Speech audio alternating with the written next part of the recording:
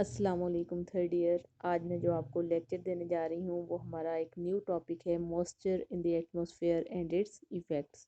यानी कुर्रा हवा में नमी और इसके ग्रीष्म। कुर्रा हवा में जब हम बात करते हैं तो हम कहते हैं कि हमेशा आबी बुखारात हैं जो वो मौजूद रहते हैं। अब ये अगर हम वाटर वेपर्स यानी आबी बुखारात की बात करें तो इसके ऊपर जो चीज़ इफ़ेक्ट करती है वो है वहाँ का टेम्परेचर। अब हम अगर देखें तो ये जो मॉइस्चर है यानी आबी बुखारात है, वो हम कहते हैं कि ना सिर्फ क्लाइमेट में इसका बनाने में बहुत बड़ा रोल होता है, इसके साथ साथ हम कहते हैं कि ये जो हमारी वेजिटेशन है या हमारी जो नबाताती ज़िंदगी है वो भी इसके ऊपर बहुत ज़्यादा इन्हिसार करती हैं। लेकिन क्वेश्चन ये है कि ये जो मॉइस्चर यानी आबी बुखारात या नमी है ये आती कैसे है हमारे कुर्रा हवा में। तो हम ये कहते हैं कि हमारे एटमॉस्फेयर में जो मॉइस्चर यानी आबी बुखारात हैं वो जो जाते हैं वो बेसिकली समुद्रों से, फिर झीलों से, दरियाओं से, स्ट्रीम से, लेक से, रिवर से, इनके ज़रिए से हमारे एटमॉस्फेयर में जाते हैं कि जब टेम्परेचर यानी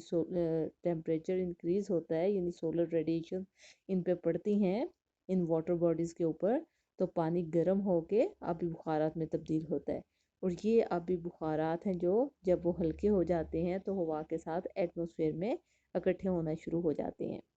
अब हम कहते हैं कि ये जो आबी बुखारात हैं क्योंकि इनका वज़न ज़्यादा होता है तो ये आमतौर पे हमारे लोअर एटमॉस्फेयर में हमें ज़्यादा देखने में नज़र आते हैं बनिस्बत बुलंदी के। और आम तौर पे जो सतह समुंदर है वहाँ पे हम कहते हैं कि सतह समुंदर से ये 6000 फीट की बुलंदी तक ही हमें देखने में नज़र आते हैं। लेकिन वाटर वेपर्स या मॉइस्चर की जो क्वांटिटी है वो हर जगह एक जैसी नहीं होती, कहीं पे हमें ये ज़्यादा नज़र आते हैं, कहीं पर हमें ये कम देखने में नज़र आते हैं। आम तौर पे अगर हम बात करें तो ये कम या ज़्यादा होने की इसके 3 फैक्टर्स हैं जो इसमें इन्वॉल्व होते हैं। सबसे पहला जो बड़ा फैक्टर जो समझा जाता है वो तो ये है कि समुंदर या किसी भी वाटर बॉडीज़ के कितने करीब ये पाए जाते हैं। दूसरा जो आ जाता है वो टेम्परेचर आ जाता है कि हमारे जो एयर टेम्परेचर है वो कितना है। और तीसरा आ जाता है एक्सपेंशन ऑफ द सरफेस यानी ज़मीन की जो सतह है उसका फैलाव कितना है।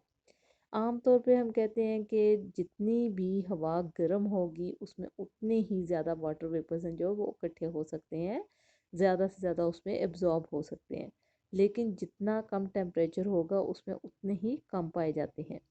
लेकिन फिर हम ये भी कहते हैं कि ज़ाहिरी बात है कि हर हवा का एक टेम्परेचर होता है और उस टेम्परेचर के ऊपर हम कहते हैं कि मैक्सिमम क्वांटिटी जितनी उसमें एब्जॉर्ब हो सकती है उससे ज़्यादा अगर ना हो सके उसमें एब्जॉर्ब यानी हवा में नमी की मकदार और ज़्यादा जज़ब ना हो सके तो इस पॉइंट को ड्यू पॉइंट या सेचुरेटेड एयर का नाम दिया जाता है। तो सेचुरेटेड एयर बेसिकली वो हवा है कि जिसमें उस हवा के टेम्परेचर के ऊपर अगर उससे ज़्यादा एब्जॉर्ब नहीं हो सकती मॉइस्चर तो ऐसी हवा को फिर सेचुरेटेड एयर का नाम दिया जाता है। अब अगर हवा का टेम्परेचर उससे कम कर दिया जाए तो इसका मतलब ये है कि वो जो आबी बुखारात हैं वो पानी के कतरों की सूरत में गिरना शुरू हो जाते हैं। लेकिन अगर हम उस हवा का टेम्परेचर इंक्रीज़ कर दें तो इसका मतलब यह है कि उसमें और ज़्यादा एब्जॉर्ब होना शुरू हो सकती है मॉइस्चर। तो सेचुरेटेड एयर जो वो हवा है कि जिसका अगर एक मखसूस टेम्परेचर है तो उसके ऊपर अगर मज़ीद मकदार में जज़ब ना हो सके मॉइस्चर तो ऐसी हवा को फिर सेचुरेटेड एयर का नाम दिया जाता है। अब जब भी हम बात करते हैं मॉइस्चर की तो हमें दो किस्म के प्रोसेस देखने में नज़र आते हैं। वो प्रोसेस कौन से हैं या दो अमल हैं कि जो इसमें बहुत ही ज़्यादा रोल प्ले करते हैं। उसमें जो दो अमल या दो प्रोसेस इन्वॉल्व हैं उसमें एक आ जाता है इवेपोरेशन और दूसरा आ जाता है कंडेंसेशन। जब हम इवेपोरेशन की या अम्ल तबखीर की बात करते हैं तो हम ये कहते हैं कि जब भी सोलर रेडिएशन ज़मीन पर पड़ती हैं तो जितने भी हमारे वाटर बॉडीज़ हैं, चाहे समुंदर है, दरिया हैं, नहरें हैं, झीलें हैं, यानी जितने भी हमें वाटर बॉडीज़ नज़र आते हैं तो सोलर रेडिएशन क्या करती है कि वो जब ज़मीन पर पड़ती है यानी पानी के उस हिस्से पे तो पानी को गर्म करती है और पानी जब गर्म होता है तो वो आबी बुखारात में तब्दील हो जाता है। और इस अमल को हम कहते हैं कि ये इवेपोरेशन का अमल है, यानी पानी جو ہیٹ کو ایبزارب کرتا ہے، تو ہیٹ کو ایبزارب کرنے کی صورت میں کیا ہوتا ہے کہ پانی گرم ہو جاتا ہے، گیس کی شکل اختیار کر لیتا ہے، لیکوڈ سے گیس کی فارم میں چلا جاتا ہے، اور وہ اس عمل کو ہم ایویپوریشن کا نام دیتے ہیں۔ اب دوسرا عمل جو اس کے ریورس آ جاتا ہے، اس کو کنڈنسیشن کا نام دیا جاتا ہے کہ کنڈنسیشن وہ عمل ہوتا ہے جس کو عمل تکثیف اردو میں کہتے ہیں۔ یہ وہ عمل ہے کہ جب آبی بخارات والی ہوا ہے جو جس میں آبی بخارات پائے جاتے ہیں، جب وہ ہوا کرہ ہوا میں جاتی ہے تو بلندی پر جا کر آپ کو پتہ ہے کہ جو پانی کے قطرے یعنی جو موئسچر ہے یا نمی ہے یا آبی بخارات ہیں جو انہوں نے ہیٹ کو ایبزارب کیا ہوتا ہے زمین کے اوپر سولر ریڈیشن کے پڑنے سے، جب وہ بلندی پر جا کر وہ ہیٹ کو ریلیز کر دیتے ہیں تو اس عمل کو کنڈنسیشن کا نام دیا جاتا ہے۔ تو کنڈنسیشن وہ عمل ہے کہ جس میں ہم کہتے ہیں کہ جو ہیٹ کو ریلیز کر دیتے ہیں، تو اس عمل کو ہم کنڈنسیشن یا عمل تکثیف کا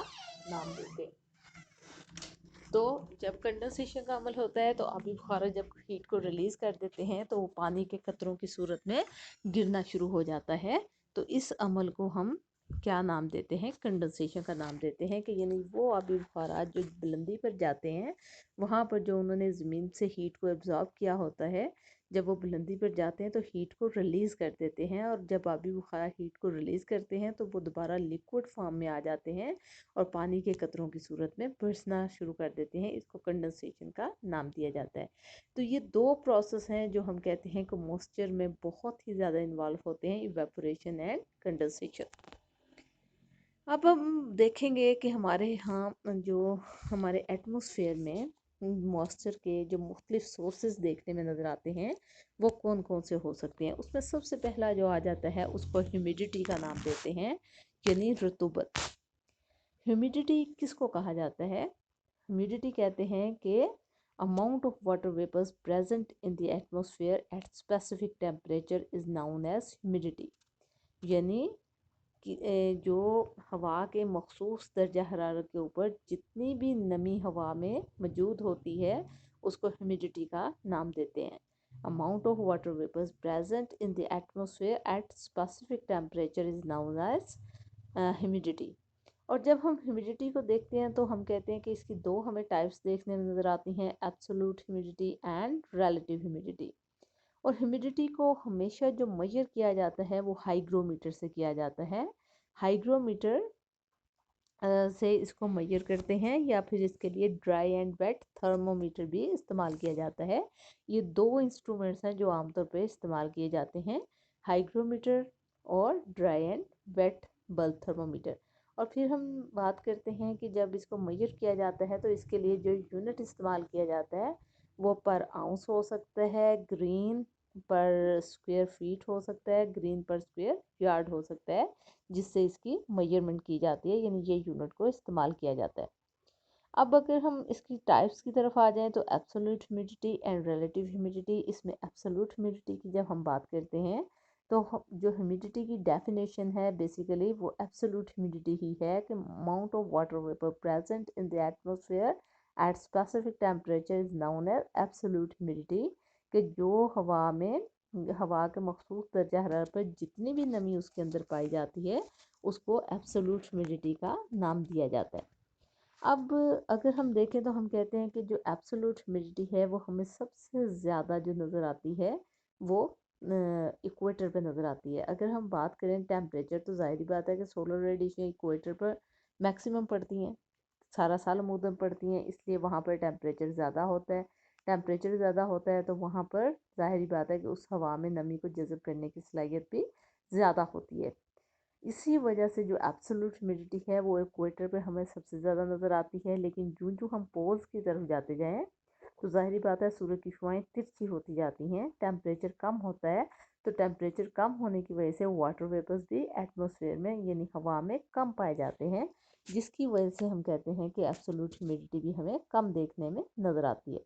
تو ایبسولوٹ ہیومیڈیٹی کا ڈیپینڈ جو کرتی ہے وہ بیسیکلی ٹیمپریچر پہ ڈیپینڈ کرتی ہے کہ ٹیمپریچر زیادہ ہوگا تو ایبسولوٹ ہیومیڈیٹی بھی زیادہ ہوگی، لیکن اگر ٹیمپریچر کم ہے تو ایبسولوٹ ہیومیڈیٹی بھی کم دیکھنے میں نظر آتی ہے۔ اور پھر ظاہری بات ہے کہ واٹر باڈیز پہ بھی ڈپینڈ کرتی ہے کہ جتنے واٹر باڈیز کے قریب ہوگی اتنی ہی زیادہ ظاہری بات ہے کہ ہوا میں آبی بخارا کی مقدار زیادہ جذب ہوگی۔ اسی کے دوسری چیز جو آ جاتی ہے اس کو ریلیٹیو ہیومیڈیٹی کا نام دیتے ہیں، یعنی رطوبت اضافی۔ رطوبت اضافی کے متعلق کہا جاتا ہے کہ جب ہم کہتے ہیں کہ ہوا کا ٹیمپریچر جو گیون تھا اس کے اوپر جتنے بھی موئسچر ہوا میں پائی جاتی ہے، اب اگر اس ہوا کا ٹیمپریچر انکریز کر دیا جائے تو جو ہیومیڈیٹی ہے وہ بھی انکریز ہوتی چلی جاتی ہے، تو اس کو ہم ریلیٹیو ہیومیڈیٹی کا نام دیتے ہیں۔ یہ بیسیکلی ریشو ہے یا نسبت ہے، وہ نسبت کس کے درمیان میں ہے؟ جو amount of water vapour present at specific temperature, اور پھر ریشو کس کے درمیان میں ہے؟ ریشو ہے کہ جب ٹیمپریچر انکریز کیا تو جو ہیومیڈیٹی لیول ہے وہ بھی ہوا میں انکریز کرتا چلا جاتا ہے، تو اس جو ریشو ہے یہ ان دونوں کے درمیان بنتی ہے، اس کو ریلیٹیو ہیومیڈیٹی کا نام دیا جاتا ہے۔ تو ہمیشہ عام طور پہ دیکھنے میں نظر آیا ہے کہ سمندروں کے قریب اس کی مقدار جو ہے وہ ہمیشہ زیادہ ہوتی ہے، لیکن جو آپ خشکی کی بات کرتے ہیں یا ریگستانی علاقوں کی بات کرتے ہیں تو اس کی مقدار کم ہوتی چلی جاتی ہے۔ اور بہت زیادہ دیکھنے میں آیا ہے کہ بارش جو ڈیپینڈ کرتی ہے وہ بارش کا ہونا بھی ریلیٹیو ہیومیڈیٹی کی مقدار پہ ڈیپینڈ کرتا ہے، کیونکہ ظاہری بات ہے کہ جب ہوا کا ٹیمپریچر انکریز ہوگا تو جو ہوا میں نمی کی مقدار ہے وہ بھی اضافہ ہوتا چلا جاتا ہے، تو ریلیٹیو ہیومیڈیٹی کی بنیاد پر بارشیں عام طور پہ زیادہ ہوتی ہیں۔ تو یہ دو چیزیں تھیں، absolute humidity and relative humidity. Next جو آ جاتا ہے وہ دوسرا سورس جو دیکھنے میں نظر آتا ہے موئسچر کا، وہ ہے ڈیو یا شبنم۔ آپ نے اکثر دیکھا ہوگا کہ جب صبح کے وقت گھاس کے اوپر چلیں یا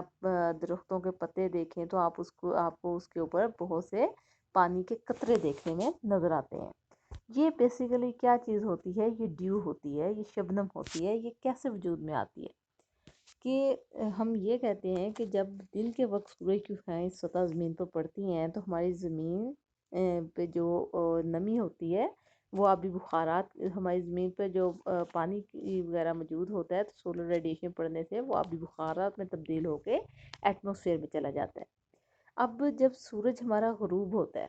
تو سورج جب غروب ہوتا ہے تو جو ہمارے زمین کے قریب کی ہوا ہوتی ہے جس میں آبی بخارا کی مقدار ہوتی ہے، جب وہ والی ہوا ہماری زمین سے آ کے ٹکراتی ہے، ظاہری بات ہے کہ شام کا وقت ہے، سورج کی غروب ہو گیا ہے، ہماری زمین جو ہے وہ ٹھنڈی ہو جاتی ہے۔ جب ٹھنڈی ہو جاتی ہے تو جو ہماری زمین کے قریب کی ہوا ہے وہ بھی گرم ہوتی ہے جس میں نمی کی مقدار شامل ہوتی ہے،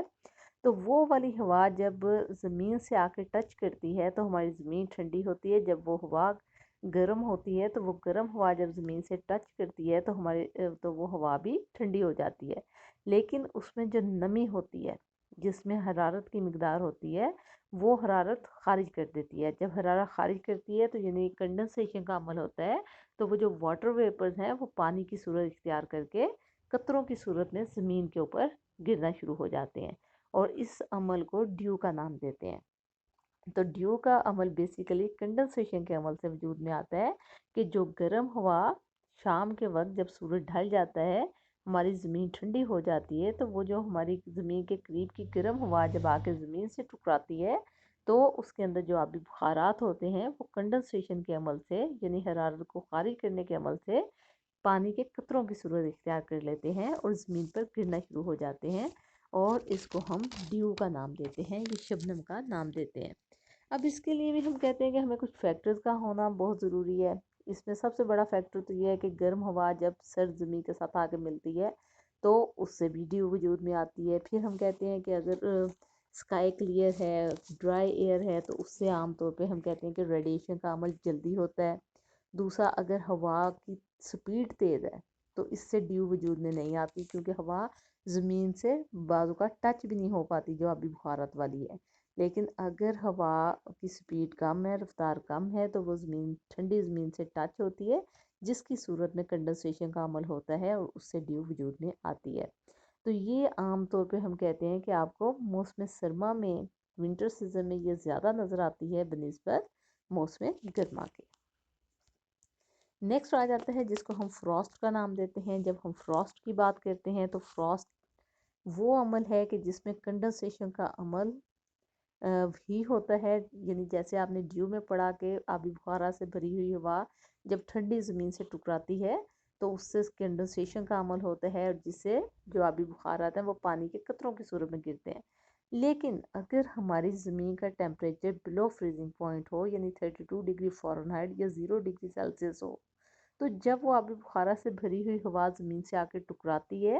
تو اس میں وہ جو کنڈنسیشن کا عمل ہے اس صورت میں پانی کے قطرے زمین پہ پڑتے ساتھ ہی فریز ہونا شروع ہو جاتے ہیں، یعنی منجمد ہونا شروع ہو جاتے ہیں، اور اس صورت میں ہمیں کرسٹلز کی طرح کے آئس کرسٹل سے دیکھنے میں نظر آتے ہیں، اور اس کو فراسٹ کا نام دیا جاتا ہے۔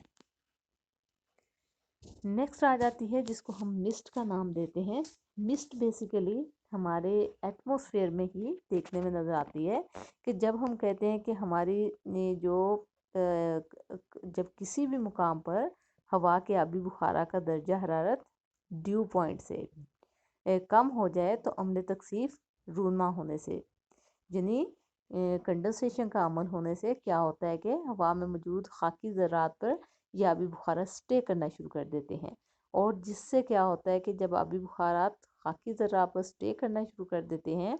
تو اس صورت میں کیا ہوتا ہے کہ آپ کی ویزیبلٹی لیول ہے، یعنی جو دیکھنے کی حد نگاہ ہے وہ ایٹموسفیئر میں کم ہوتی چلی جاتی ہے، اس کو مسٹ کا نام دیتے ہیں۔ اگر آپ زیادہ کلیئرلی سمجھنا چاہیں تو ہم یہ بھی کہہ سکتے ہیں کہ جو ہوا میں موجود آبی بخارات ہیں، جب ہوا میں موجود آبی بخارات ہیں جو وہ بیسیکلی ہوا ان کو اور زیادہ ایبزارب نہیں کر سکتی، اور وہاں پہ کنڈنسیشن کا عمل ہوتا ہے، یعنی وہ پانی کے قطروں کی صورت اختیار کرتے ہیں، تو وہ پانی کے قطرے جو ہیں وہ ڈسٹ پارٹیکلز کے اوپر، خاکی ذرات کے اوپر سٹے کرنا شروع کر دیتے ہیں ہمارے لوئر ایٹموسفیئر میں، اور چونکہ خاکی ذرات کی مقدار اگر زیادہ ہو اور وہ پانی کے قطروں کا وزن برداشت کر لیں تو وہ ایک لیئر سی بن جاتی ہے ہمارے لوئر ایٹموسفیئر میں، کہ جس سے ویزیبلٹی لیول کم ہونا شروع ہو جاتا ہے۔ اور عام طور پہ اگر ہم دیکھیں تو یہ بھی ہوتا ہے کہ جب دوبارہ سورج نکلنا شروع ہوتا ہے، پانی کے قطرے دوبارہ آبی بخارا کی صورت اختیار کر لیتے ہیں، تو یہ پھر آہستہ آہستہ ختم ہونا شروع ہو جاتی ہے۔ نیکسٹ جو آ جاتی ہے اس کو ہم فوگ کا نام دیتے ہیں۔ فوگ بیسیکلی ہم کہتے ہیں کہ جب مسٹ بہت ہی زیادہ ڈینس ہو تو اس کو فوگ کا نام دیا جاتا ہے، جس میں عام طور پر ویزیبلٹی لیول جو ہے وہ بہت کم ہوتا چلا جاتا ہے۔ تو یہ بیسیکلی بھرنے کا طریقہ وہی ہے کہ جب ہمارے کرہ ہوا میں موجود آبی بخارا کا ٹیمپریچر کم ہوتا ہے، وہ پانی کے قطروں کی صورت اختیار کرتے ہیں اور ڈسٹ پارٹیکل کے اوپر سٹے کرتے ہیں اور ہمارے لوئر ایٹموسفیئر میں قائم رہتے ہیں، تو اس صورت میں ہم کہتے ہیں کہ فوگ وجود میں آتی ہے۔ لیکن اگر مسٹ وجود میں آتی ہے، لیکن اگر مسٹ بہت ہی زیادہ ڈینس ہو جائے، گھنی ہو جائے، تو اس کو ہم فوگ کا نام دیتے ہیں، یعنی ویزیبلٹی لیول آپ کا 1 کلومیٹر بھی نہیں اس میں رہ جاتا۔ اب اس میں ہم کہتے ہیں کہ دو طرح کی ہمیں دیکھنے میں نظر آتی ہے، ایک ریڈیشن فوگ ہوتی ہے، ایک جو ہوتی ہے اس کو ایڈویکشن فوگ کا نام دیا جاتا ہے۔ ریڈیشن فوگ یہ ہوتی ہے کہ جب ہماری زمین جو ہے گرم ہوتی ہے، لیکن اس پہ جو موجود اشیاء ہیں وہ آہستہ آہستہ اپنی حرارت کو خارج کر کے ٹھنڈی ہونا شروع ہو جاتی ہیں۔ اب جب زمین کے اوپر موجود اشیاء ٹھنڈی ہونا شروع ہو جاتی ہیں، یعنی ریڈیشن کا کام شروع ہو جاتا ہے، تو ہوا جو قریبی ہوا ہے جب وہ آ کے جو آبی بخارا سے بھری ہوتی ہے، جب وہ آ کے زمین سے ٹکراتی ہے تو گرم اور سرد ہوا کے گرم ہواؤں کے اور زمین پہ موجود ٹھنڈی چیزوں کے اوپر سے جب آ کے ٹکراتی ہے تو اس سے کنڈنسیشن کا عمل ہوتا ہے، یعنی وہ جو گرم ہوا آ کے زمین سے ٹکراتی ہے، زمین کے اوپر اشیاء ٹھنڈی ہوتی ہیں، زمین بھی ٹھنڈی ہونا شروع ہو چکی ہوتی ہے، تو اس سے کیا ہوتا ہے کہ وہ گرم ہوا جب ٹھنڈی سے آ کے ٹکراتی ہے تو اس سے جو واٹر ویپرز ہیں وہ ہماری زمین کے قریب ہی معلق ہونا شروع ہو جاتے ہیں ڈسٹ پارٹیکل کے اوپر، جس کی وجہ سے جو ہے وہ گراؤنڈ فوگ یا ریڈیشن فوگ دیکھنے میں نظر آتی ہے۔ دوسری ہو جاتی ہے جو ایڈویکشن فوگ ہے۔ ایڈویکشن فوگ عام طور پر ہم کہتے ہیں کہ اوشن کرنٹس کی وجہ سے وجود میں آتی ہے، کہ جب گرم اور سرد روئیں سمندروں کے اوپر چلتی ہیں تو گرم رو کے اوپر گرم ہوا اور سرد رو کے اوپر سرد ہوا ہوتی ہے، اور یہ گرم اور سرد ہوائیں جب آپس میں ملتی ہیں تو اس سے وجود میں آتی ہے، اور اس کو ایڈویکشن فوگ کا نام دیا جاتا ہے۔ نیکسٹ جو آ جاتا ہے اس کو کلاؤڈز کا نام دیتے ہیں، بادل۔ بادل کب وجود میں آتے ہیں کہ جب ہم کہتے ہیں کہ ہوا کا جو درجہ حرارت ہے وہ جب ڈیو پوائنٹ سے کم ہو جاتا ہے تو اس میں موجود جو آبی بخارات ہیں وہ پھر خاکی ذرات پر سٹے کرنا شروع کر دیتے ہیں اور ایک نئی شکل اختیار کر لیتے ہیں جو ایک بہت ہی وسیع پیمانے پر پھیلے ہوئے ہوتے ہیں، اور اس کو کلاؤڈز کا نام دیا جاتا ہے۔ کلاؤڈز بھی بیسیکلی جب گرم اور ٹھنڈی ہوا آپس میں ملتی ہے تو اس سے وجود میں آتے ہیں، اور کئی کئی گھنٹے تک ہم بعض اوقات دیکھتے ہیں کہ آپ کو فضا میں یہ دیکھنے میں نظر آتے ہیں۔ پھر آہستہ آہستہ کیا ہوتا ہے کہ اگر تو خاکی ذرات اس کا وزن برداشت نہ کر سکیں تو پانی کے قطروں کی صورت میں گرنا شروع ہو جاتے ہیں، اور بعض اوقات ایسا ہوتا ہے کہ جب سولر ریڈیشن اس پر پڑتی ہیں تو وہ پانی کے قطرے دوبارہ آبی بخارا کی صورت میں تحلیل ہو کے آسمان پہ یعنی ایٹماسفیئر میں چلنا شروع ہو جاتے ہیں، یعنی آبی بخارا کی صورت میں ہو جاتے ہیں۔ تو اگر ہم دیکھیں تو کلاؤڈز کی ہمیں مختلف ٹائپس دیکھنے میں نظر آتی ہیں۔ وہ ٹائپس کون کون سی ہیں؟ اس میں سب سے پہلے آ جاتی ہے جس کو سیرس کا نام دیا جاتا ہے۔ سیرس جن کو ہائی کلاؤڈز کا بھی نام دیتے ہیں، عام طور پہ ان کی وجہ سے بارش نہیں ہوتی، 5 to 7 مائلز یا 8 to 12,000 میٹر کی بلندی پہ آسمان میں پائے جاتے ہیں، اور ان کا جو کلر ہوتا ہے یہ عام طور پہ سفیدی مائل ہوتا ہے، یعنی وائٹ کلر کے ہوتے ہیں۔ اور عام طور پہ یہ بھی کہا جاتا ہے کہ جب ہمارے اپر ایٹماسفیئر کے اندر بہت سے آبی بخارات ہیں جو وہ مجمد ہو جانے کے باعث یہ وجود میں آتے ہیں، اور ان کے اوپر بعض اوقات ہمیں ایسے بھی لگتا ہے کہ جیسے برف کے چھوٹے چھوٹے ٹکڑے موجود ہیں، لیکن جو ہی سورج نکلتا ہے تو یہ دوبارہ آبی بخارا کی صورت اختیار کر لیتے ہیں۔ دوسری آ جاتی ہے قسم جس کو کیومولس کلاؤڈز کا نام دیتے ہیں۔ کیومولس وہ ہوتے ہیں کہ بعض اوقات آپ صبح کے وقت یا شام کے وقت اگر آسمان پہ دیکھیں تو آپ کو ایک ڈھیر کی صورت میں، گول گول ڈھیر کی صورت میں آسمان کے اوپر وائٹ قسم کے کلاؤڈز نظر آتے ہیں، لیکن جو کچھ تھوڑی دیر کے بعد آپ جب دیکھتے ہیں تو آپ کو بالکل بھی نظر نہیں آتے۔ اس کی وجہ سے بھی عام طور پہ بارشیں نہیں ہوتی، اور 2 سے 3 مائل تک کی بلندی پہ پائے جاتے ہیں، اور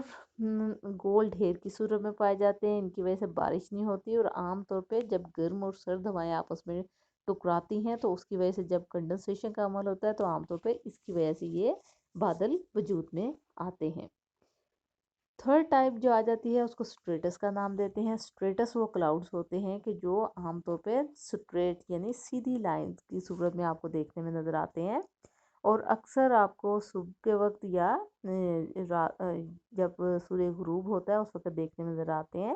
یہ بلیک کلر کے ہوتے ہیں، اور عام طور پہ ریڈیشن کے عمل سے یہ وجود میں آتے ہیں کہ ریڈیشن کے عمل سے جب ٹیمپریچر میں ڈفرینس آتا ہے تو گرم اور سرد ہوا کے آپس میں ملنے کی وجہ سے یہ دیکھنے میں نظر آتے ہیں، اور ان کی وجہ سے عام طور پہ بارش ہوتی ہے لیکن کم ہوتی ہے۔ نیکسٹ آ جاتے ہیں جس کو نیمبس کا نام دیتے ہیں۔ نیمبس وہ کلاؤڈز ہیں جن کو ڈارک کلاؤڈز کا نام بھی دیتے ہیں، اور یہ وہ ہیں کہ جن کی وجہ سے بارش بہت زیادہ ہوتی ہے۔ عام طور پہ 1 مائل تک کی ہائٹ پہ یہ دیکھنے میں نظر آتے ہیں، اور ان کی وجہ سے اکثر آپ کو دن میں بھی اندھیرا نظر آتا ہے کہ ان کے اندر سے سورج کی شعاعیں گزر نہیں سکتی، اور اگر آپ پہاڑی علاقوں کی طرف چلے جائیں تو آپ کو ان کے ایجز بہت ہی شارپ دیکھنے میں نظر آتے ہیں، اور ان کی وجہ سے تھوڑی ہی دیر میں آپ کو اندھیرا سا نظر آتا ہے اور بارش بہت تیز ہونا شروع ہو جاتی ہے۔ تو نیمبس وہ کلاؤڈز ہیں، نیمبس اور سٹریٹس کے، جس کی وجہ سے عام طور پر بارشیں ہوتی ہیں، لیکن نیمبس کی وجہ سے بہت زیادہ بارشیں ہوتی ہیں۔